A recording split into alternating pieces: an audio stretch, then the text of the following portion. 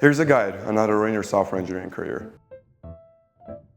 First, do everything your manager says and nothing more. Serve your Jira ticket faithfully until your taskmaster is pleased. Never ask what the business actually cares about. That's not your job. Avoid learning anything outside your job description. Sales? Marketing? That's not your problem. You're a back-end dev now. Don't document anything. Don't present your work. Don't build a network. Let your brilliance rot in silence. Fuck yeah.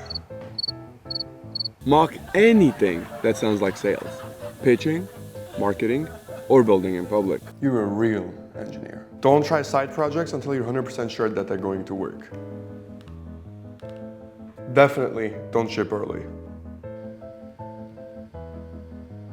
Wait for it to be perfect, then quit halfway through. Stay at the same company for 6 years and then wonder why you've been passed up again. Tell yourself it's just bad timing. Laugh at AI, it's probably a fad anyways. You're irreplaceable until you're not. Let somebody else decide your worth, one annual raise at a time.